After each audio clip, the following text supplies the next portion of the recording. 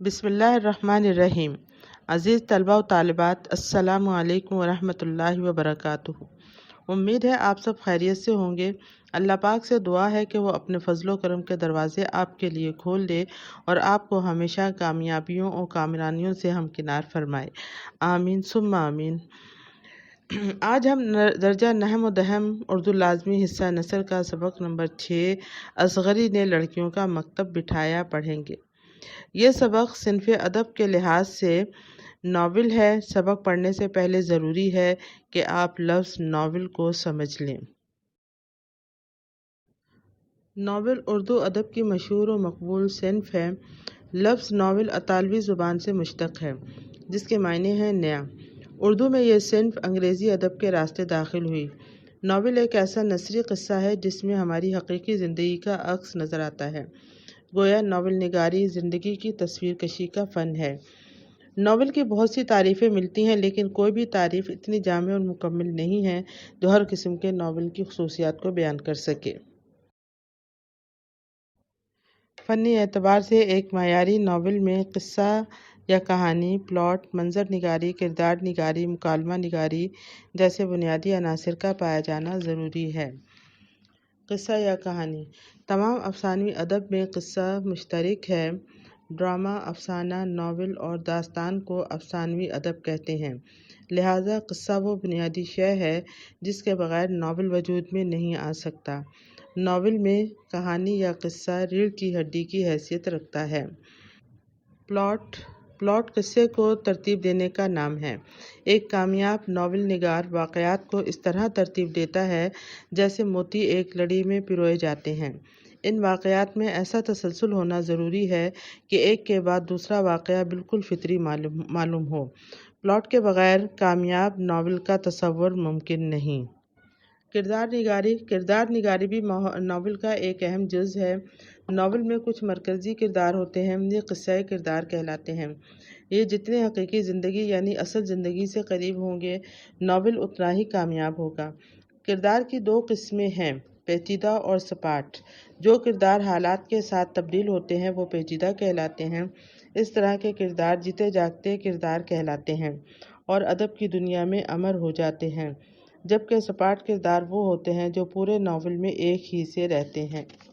مکالمہ نگاری: ناول کی کامیابی یا ناکامی کا دار و مدار مکالمہ نگاری پر بھی ہوتا ہے۔ ناول کے کردار آپس میں جو بات چیت کرتے ہیں وہ مکالمہ کہلاتا ہے۔ مکالمے کے سلسلے میں دو باتوں کا خیال رکھنا ضروری ہے۔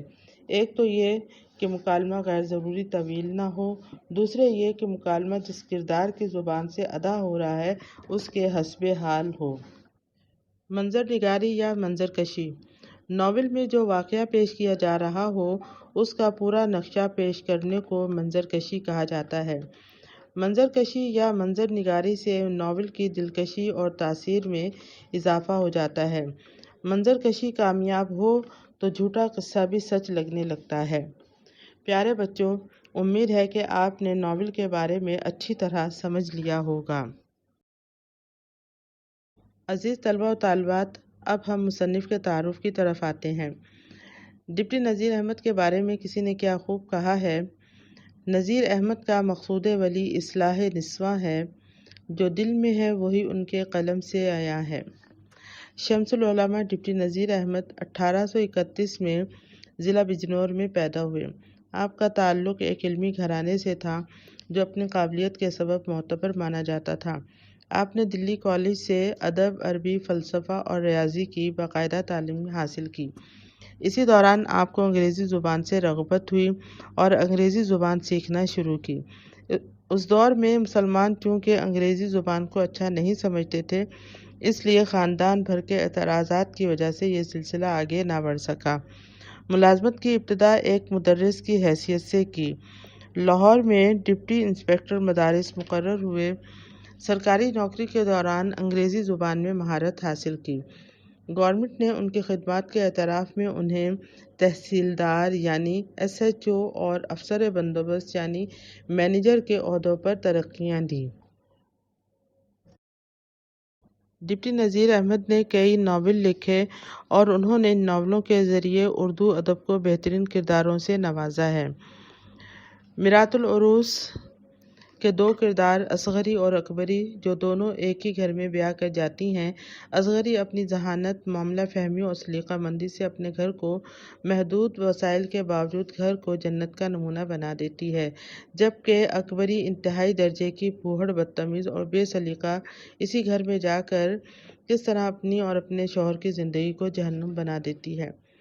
توبۃ النصوح ناول توبۃ النصوح میں اولاد کی تربیت میں ماں باپ کے کردار، اس کے منفی اور مثبت نتائج کی اہمیت پر بحث کی گئی ہے، اور اس بات پر زور دیا گیا ہے کہ اگر کم سنی میں ہی بچوں کی نگرانی اور نگہداشت اگر مناسب انداز سے کی جائے تو اس کے بہترین نتائج سامنے آتے ہیں۔ بے جا لاڈ پیار کے منفی اثرات بھی اس وقت سامنے آتے ہیں جب بچے جوان ہوتے ہیں۔ بنات النعش یہ ناول ایک سگڑ عورت کی عمدہ تربیت کے عمدہ نتائج پر مبنی ہے۔ ابن الوقت اس ناول میں ڈپٹی نذیر احمد نے سر سید کی تحریک اور ان کے مسلمان مخالفین کے تنازع کے لیے درمیان کا راستہ پیش کیا۔ اس کہانی میں انگریزی تہذیب، معاشرت کی بے جا اور بغیر سوچے سمجھے تقلید کے منفی نتائج کی عکاسی کی گئی ہے۔ فسانہ مبتلا ڈپٹی نذیر احمد کا مشہور و معروف معاشرتی اصلاحی ناول ہے جس میں ایک پرانا جاگیردار طبقہ دکھایا گیا ہے۔ رویائے صادقہ ڈپٹی نذیر احمد کا وہ ناول ہے جس میں مذہبی تعلیمات اور دین اسلام کے مطابق زندگی گزارنے پر زور دیا گیا ہے۔